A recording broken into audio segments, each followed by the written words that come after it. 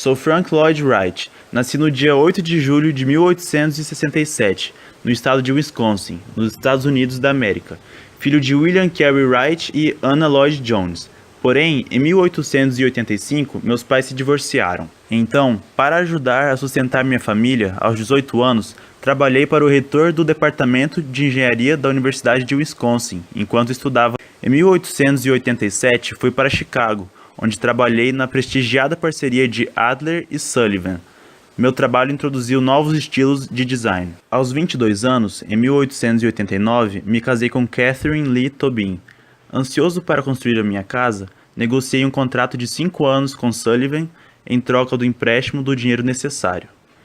Com minha família de 6 filhos e Catherine, não demorou muito para que as despesas me levassem a aceitar comissões residenciais e independentes. Quando Sullivan tomou conhecimento deles em 1893, ele me acusou de quebra de contrato. A divisão, no entanto, apresentou a oportunidade que precisava. Abri um escritório e comecei minha busca para projetar casas que acreditei pertencer verdadeiramente à pradaria americana. A William Winslow House foi minha primeira comissão independente e atraiu a atenção local. Estava determinado a criar uma arquitetura indígena americana. Nos próximos 16 anos, estabeleci os padrões para o que ficou conhecido como o estilo da pradaria. Essas casas refletiam a longa e baixa pradaria horizontal em que se assentavam, com telhados baixos, beirais profundos, sem sótãos ou porões, e geralmente fileiras compridas de janelas que enfatizavam ainda mais o tema horizontal. Criativamente exausto e emocionalmente inquieto, no final de 1909, deixei minha família para uma estada prolongada na Europa com Mama Bothwick, mais conhecida como Shanae, uma cliente com quem havia me apaixonado por vários anos.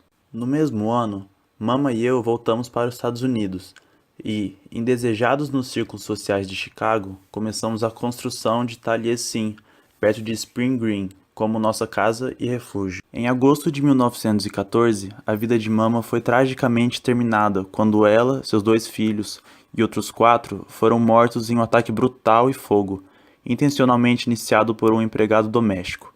Emocional e espiritualmente devastado pela tragédia, eu consegui encontrar consolo apenas no trabalho e comecei a reconstruir Taliesin em memória de Mama. Os anos entre 1922 e 1934 foram arquitetonicamente criativos e fisicamente catastróficos.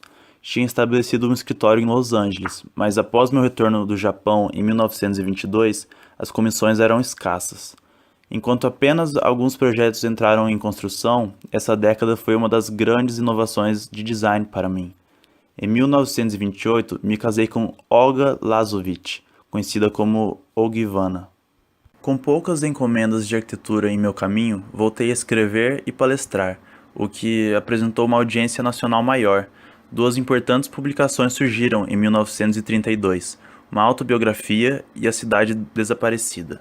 Mais ou menos nessa mesma época, eu e Ogivana fundamos uma escola de arquitetura em Taliesin, o Taliesin Fellowship, um programa de aprendizado para fornecer um ambiente de aprendizado total, integrando não apenas arquitetura e construção, mas também agricultura, jardinagem e culinária, estudo da natureza, música, arte e dança. Em 1935, ainda era considerado um grande arquiteto, mas alguém cuja hora havia chegado e vindo. Em 1936, provei que esse sentimento estava errado ao ensinar um notável retorno com várias comissões importantes.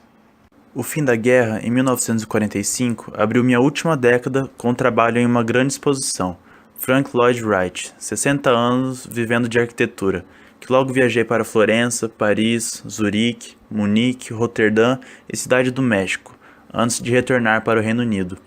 Impressionantemente enérgico para os meus 80 anos, continuei a viajar bastante, a proferir palestras amplamente e a escrever prolificamente. Meu trabalho pertence ao que ficou conhecido como estilo da pradaria. Em vez de uma coisa separada, estabelecida independente da paisagem do local, o prédio com paisagem e local tornou-se inevitavelmente um só.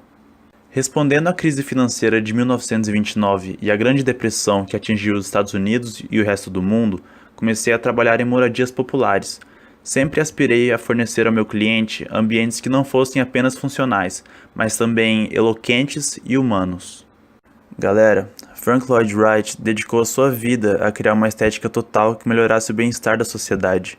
Para ele, a arquitetura não era apenas sobre edifícios, mas sobre nutrir a vida das pessoas que moravam dentro dele. Seu fascínio pelo novo e seu desejo de ser um pioneiro ajudam a explicar a tendência de Wright a testar seus materiais, às vezes até à beira do fracasso, em um esforço para obter efeitos que ele poderia reivindicar como exclusivamente seus.